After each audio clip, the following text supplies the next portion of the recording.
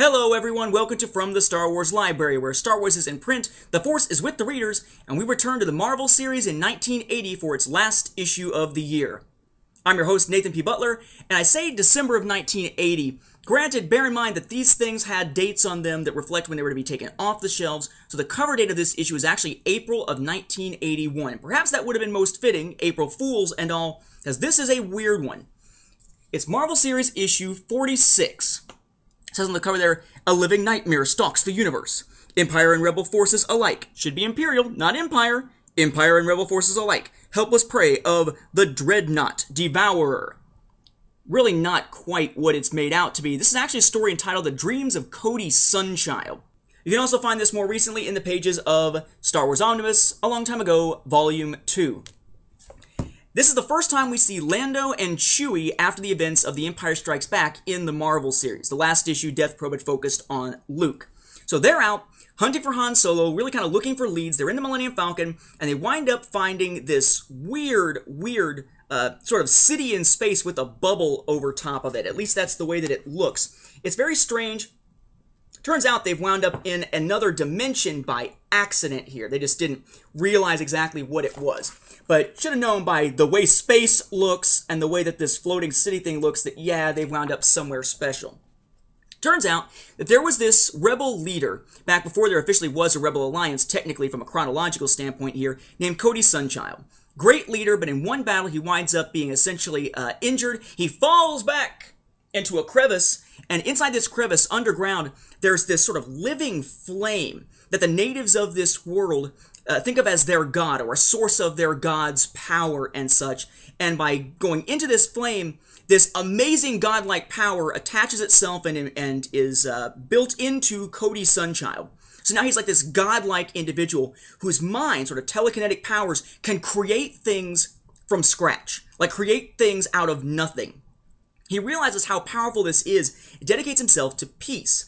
So he uses this godlike power to create a new place to live. It's sort of another dimension, you might call it a pocket universe, whatever, but this place that Lando and Chewbacca have accidentally wound up in, thanks to sort of a rift, I guess, in the universe, is their new home. Floating city, covered by the bubble and whatnot, giant society from a standpoint of, for just one or just a handful of people, has a bunch of followers of his there, some of the followers from that original god there, but suffice to say, it is this separate, peaceful world.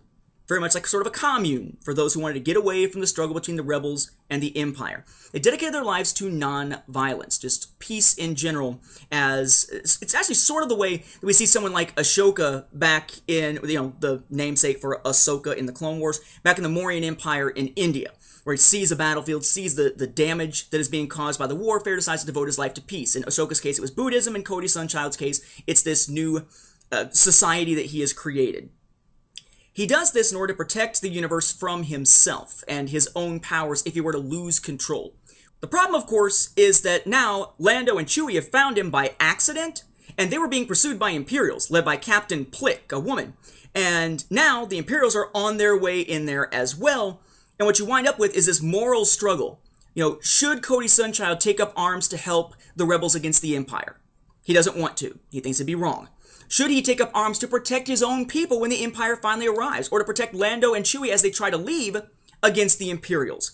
He winds up finally giving in to his darker nature and tries to protect Lando and Chewie with this huge beast, these sort of mental image beasts that he creates in space to fight against the Imperials. It's really kind of a bizarre image that you get, because very much like the cover, he creates these beasts and they literally start attacking by jumping onto the Star Destroyers. It is creepy. Not that he's, all that great himself, because he looks even more sort of a superhero-esque and like it should be in Masters of the Universe than even Lando's outfit makes him look most of the time. Problem is that when he realizes what's happening, he realizes the damage that he's causing, Cody stops. Says, no, it's better to stick to his principles and die than to give up on those principles, wreak havoc, and live. So as Lando and Chewbacca fly out to this dimensional rift, or whatever you want to call it, to get back to regular space, Cody Sunchild allows his society to be destroyed by the Empire rather than allowing himself to go essentially dark side with his abilities. They get wiped out, but as sort of a fitting end, the people who are on those Imperial ships are also stranded because the rift essentially closes behind Lando and Chewbacca, and they're left stranded. Their Imperial Star Destroyers are left in this other dimension where Cody Sunchild Society had existed, but now no longer exists. They will, in theory, be there for all eternity. Though, of course, they're soon to probably die from lack of resources.